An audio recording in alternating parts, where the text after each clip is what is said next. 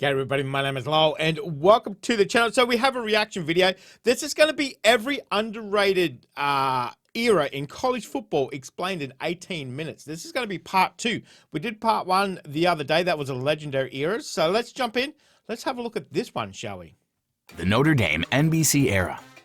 In 1991, Notre Dame did something no one else in college football had done. They signed an exclusive national TV deal with NBC. That single move. I've actually heard of this era when we did the college football last season. People were talking about this. Okay. Changed how college football was marketed, consumed, and broadcast forever. At the time, Notre Dame was a top-tier brand with national appeal. This deal made it official. Every home game was on NBC. And suddenly, the Irish weren't just a Midwest team. They were America's team, coast to coast. The timing? Because they're independent, aren't they? They don't have a conference, Notre Dame. Was golden. Lou Holtz had just led Notre Dame to a national title in 1988, and the program was still elite. Players like Rahib Rocket Ismail, Brady Quinn, Manti Te'o, and later Jalen Smith helped keep the Irish in the spotlight, even when the wins weren't always there. The NBC deal gave Notre Dame independence from conference obligations, meaning they could build a national schedule. Michigan, USC, Stanford, Navy, you name it. And with NBC's reach, recruiting exploded. Every game was a commercial for the school. But the exclusivity was a double-edged sword.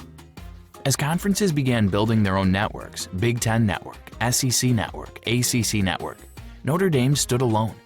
That independence often sparked playoff debates. In 2018 and 2020, they made the CFP, only to get blown out, reigniting the join-a-conference talk. Still, no school has benefited from media exposure quite like Notre Dame. That leprechaun logo, it's a brand. The NBC deal gave them power, visibility, and leverage, and they've never looked back. The future? Still TBD. With the playoff expanding and conferences realigning, Notre Dame's independence is again under the microscope. But for 3 decades, the Irish proved you didn't need a league, just a network and a national following. The Pac-12 After Dark era. Let's be honest, nothing quite matched the chaos and caffeine of Pac-12 After Dark. Starting in the early 2010s, when the rest of the country was calling it a night, the Pac-12 was just getting weird. Late night kickoffs? Check. Wild upsets? Every week. Missed extra points, overtime madness, fog rolling in from the Bay. It was all part of the brand. This era featured some legit programs too. Oregon under Chip Kelly and later Mark Helfrich became a national contender, reaching the national title game in 2010. Isn't there only like 2 teams now in the Pac-12? I'm pretty sure. Okay. And again in 2014 behind Marcus Mariota, who threw for 42 touchdowns in his Heisman season. Stanford countered with physical football under Jim Harbaugh and David Shaw, producing stars like Andrew Luck, Christian McCaffrey, and a string of Rose Bowl trips. Meanwhile, USC tried to regain its footing post-Carroll. The 2016 Rose Bowl with Sam Darnold was a classic, a 52-49 thriller over Penn State. Washington even made the college football playoff in 2016, falling to Alabama. But the real appeal? The late-night lunacy. Think Arizona beating number 2 Oregon, Wazoo dropping 60, or a 9:30 p.m. kickoff ending with a missed game-winning field goal at 1:15 a.m. Dang. Twitter loved it. Fans couldn't look away. Still, Pac-12 After Dark was a double-edged sword. While entertaining, it also kept the league out of primetime. East Coast voters and playoff committees rarely stayed up to watch. Add in inconsistent success and poor leadership, and the conference lost national relevance. Now, with realignment tearing the Pac-12 apart, the era is likely ending. But for a glorious stretch, those late-night windows were where college football got its weirdest. And maybe it's best. 9:30 is a late kickoff. That is a late kickoff. The Barry Switzer and Oklahoma dominance era. Okay. When Barry Switzer took over at Oklahoma in 1973, he didn't just maintain the Sooners' success, he built a juggernaut. Switzer's Oklahoma teams from 1973 to 1988 were fast, physical, and fearless, powered by the wishbone and dripping with confidence. Let's talk dominance. In his first 12 seasons, Switzer went 117, 19, and 3, and won 3 national championships, 1974, 1975, and 1985. From 1973 to 1975, the Sooners went 28, 0, and 1. They were practically unbeatable. The offense was the wishbone perfected, with players like Billy Sims, the 1978 Heisman winner who rushed for over 1,700 yards, and C.J. Watts, a dual-threat QB before that was cool. Oklahoma ran for over 350 yards per game some seasons. Their defenses were nasty too. Quick, aggressive, and turnover-hungry. Switzer recruited nationally, built a talent machine, and made Norman the epicenter of college football in the 70s and early 80s. But it wasn't all clean. The Switzer era was also known for its off-field issues. NCAA investigations, player misconduct, and tension with university leadership. Still, on the field, Oklahoma was a powerhouse. In 1985, the Sooners capped a dominant season with a 25-10 win over Penn State to claim another national title. Led by freshman QB Jamel Holloway after starter Troy Aikman was injured mid-season. Oh, wow, okay. Switzer's charisma made him beloved in Oklahoma and hated by everyone else. He coached with swagger, wore it on his sleeve, and didn't care what anyone thought. His departure in 1988 marked the end of a wild but legendary era. The Sooners would struggle to regain that level of dominance until Bob Stoops arrived a decade later. But the Switzer years? Pure college football chaos and excellence. The Civil Rights and Integration era. College football didn't just evolve on the field, it evolved in the locker room. The Civil Rights and Integration era of the 1960s and 70s changed the sport forever. Before then, most major programs, especially in the South, were still segregated. But all that started to shift, slowly, then suddenly. In 1966, Jerry Levias became the first black scholarship football player in the Southwest Conference, suiting up for SMU. He took brutal hits, faced constant racism, and still balled out, averaging 21.4 yards per reception in 1968. Wow. Meanwhile, in the SEC, it was Nate Northington who broke the color barrier in 1967 at Kentucky. He played one game, just 3 minutes, but it cracked the wall. Soon after, Wilbur Hackett and Houston Hogg joined him, paving the way for full integration in the conference. One of the most powerful moments came in 1970, when USC played Alabama in Birmingham. USC, with a fully integrated roster including future Heisman winner Sam Cunningham, crushed the all-white Tide 42-21. That game was a wake-up call. Alabama head coach Bear Bryant knew to keep winning, he needed to recruit black athletes. From there, it spread. Florida, LSU, Ole Miss, one by one SEC schools finally integrated. Tony Dungy starred at Minnesota. Archie Griffin broke records at Ohio State. And by the late 70s, black athletes were changing the game with speed, versatility, and depth never seen before. This era wasn't just about wins. It was about progress, and it came with resistance. But the players who broke those barriers laid the foundation for the game we love today. From Cunningham to Levias to Northington, they didn't just play football, they reshaped it. The NIL transfer portal era. Welcome to the Wild West, the NIL and transfer portal era. Starting in 2021, the entire college football system changed overnight. For the first time ever, players could legally profit off their name, image, and likeness. Add in a free-for-all transfer portal, you've got chaos and opportunity. Let's talk NIL first. Within months, players were signing six-figure endorsement deals. Bryce Young reportedly made over $1 million in NIL money before he ever started a game at Alabama. Dang. Caleb Williams landed deals with Beats, Fanatics, and Dr. Pepper. Even offensive linemen at places like Arkansas got barbecue joint sponsorships. Then came the transfer portal explosion. Players no longer had to sit out a year after switching schools. Suddenly, roster building looked like NFL free agency. Joe Burrow transferred from Ohio State to LSU and won a Heisman and national title. In 2022, USC landed Caleb Williams and Jordan Addison in one offseason. In 2023, Colorado and Deion Sanders flipped over 80% of their roster in a single year. Critics say it's out of control. Tampering, bidding wars, lack of loyalty. Others say it's overdue. For years, coaches jumped ship freely while players were locked in. Now the power's more balanced. Recruiting has completely shifted. Boosters fund NIL collectives. High school stars make business decisions. And coaches? They're navigating year-round roster churn like never before. Love it or hate it, the NIL portal era is here to stay. The game may never look the same, but one thing's for sure. The players are finally eating, and the stakes have never been higher. the Boise State Giant Killer era.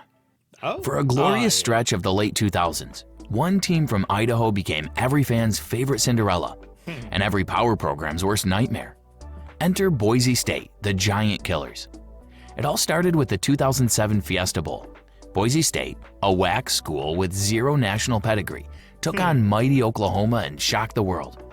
The Broncos executed a hook and lateral, a halfback pass, and the legendary Statue of Liberty play, all in the same game. They won 43-42 in overtime, and Ian Johnson proposed to his girlfriend on live TV. It was college football magic. But that wasn't a one-off. From 2006 to 2011, Boise State went 73-6, including undefeated seasons in 2006 and 2009. Under head coach Chris Peterson, the Broncos became a model of player development, discipline, and creativity. Quarterback Kellen Moore finished his career with a 50-3 record, the most wins by a QB in FBS history at the time. The team's blue turf became iconic, and their non-conference dominance, like beating Georgia and Virginia Tech, proved they weren't a fluke. Still, despite the wins, BCS gatekeeping kept Boise out of the national title conversation. In 2009, they went 14-0 and didn't get a shot at the championship. In 2010, a missed field goal against Nevada killed another perfect season. But the legacy remains.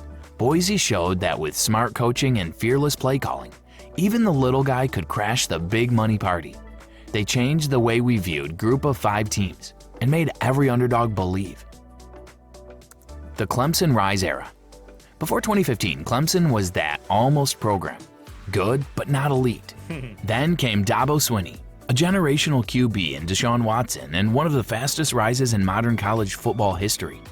The Clemson Rise era turned a sleepy Southern school into a certified dynasty. In 2015, Clemson went 14-0 before losing a thriller to Alabama in the national title game. But that was just the beginning. In 2016, Watson came back and got his revenge, leading the Tigers to a 35-31 win over Bama. Capped by a walk-off TD to Hunter Renfrow, Clemson had arrived. From 2015 to 2020, Clemson went 79-7, won 2 national championships, played in 4 national title games, and made 6 straight college football playoff appearances. Damn. Their average margin of victory in 2018, nearly 32 points per game. Wow. The stars kept coming. After Watson, it was Trevor Lawrence, who went 34-2 as a starter.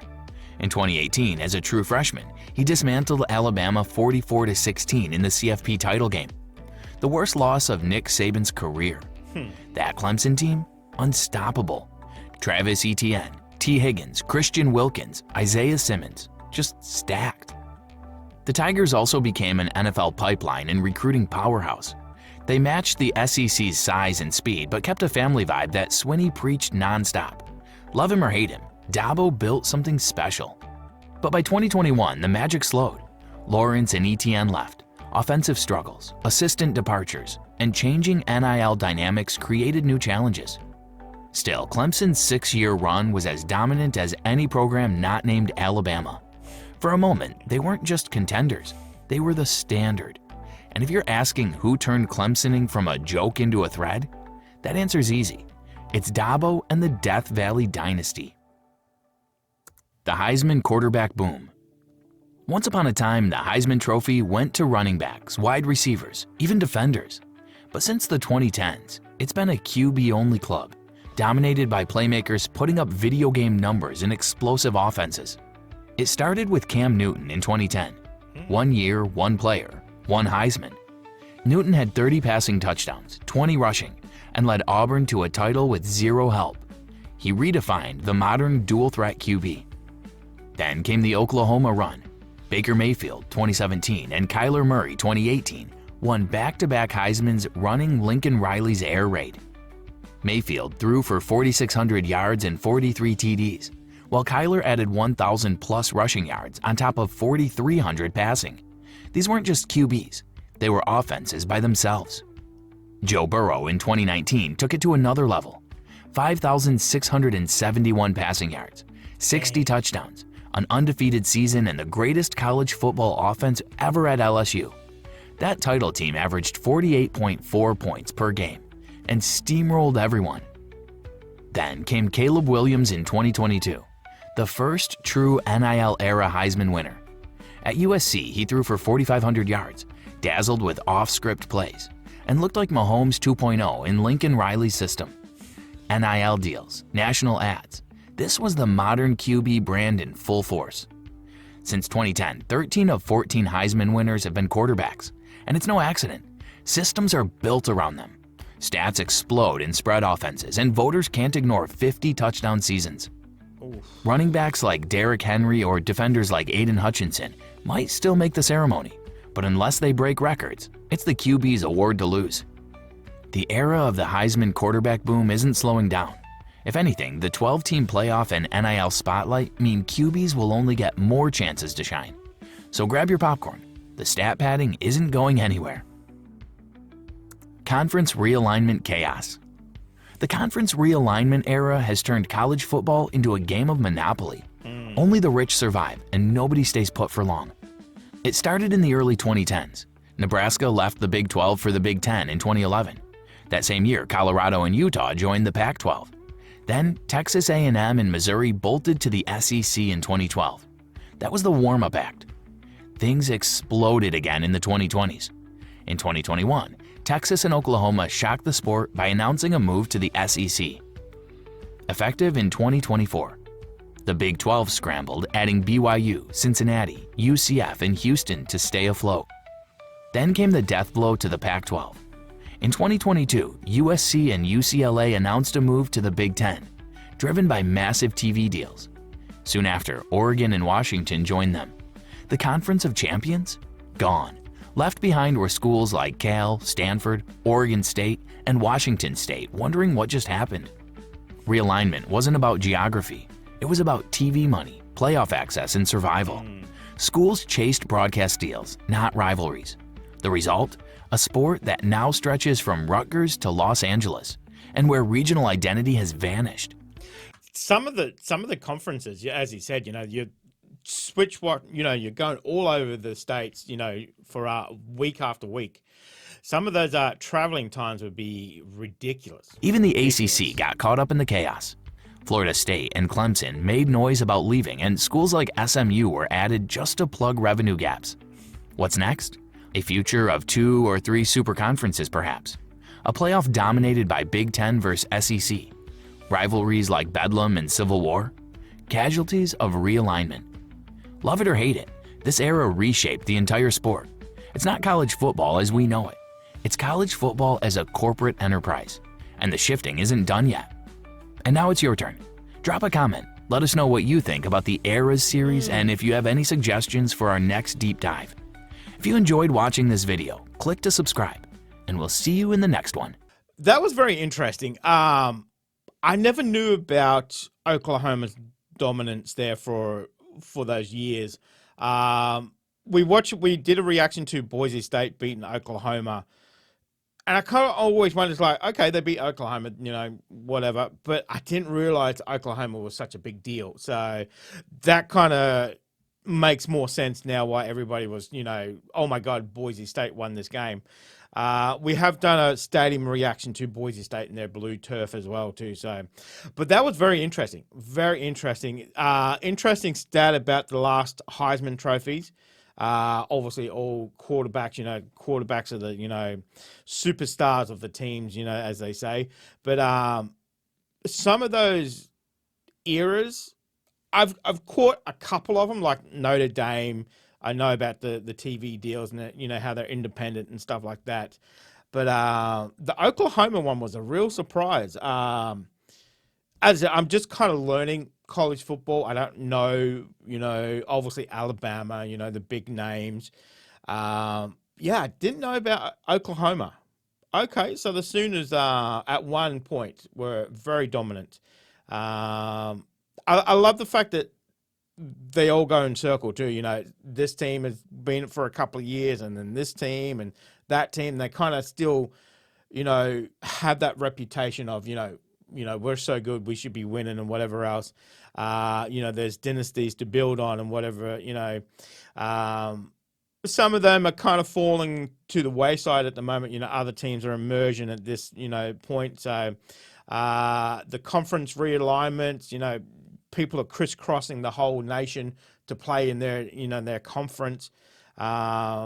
It's crazy at the moment. We've kind of discussed that as well during our college football watch-alongs that, some teams, if you haven't got that backing, you don't have that money rolling in, how the hell are you going to afford to take a team across the country? It's just crazy. But that was very interesting. Very, very interesting video. So let me know what you thought of that one, guys. Thank you very much for joining us today. Make sure you stay safe, and I will definitely see you in the next reaction video. Oh, you're still here? You want more content? Why don't you check out my Patreon down here? You'll get plenty more content and some exclusive videos over there too. If not, why not check out this one over here?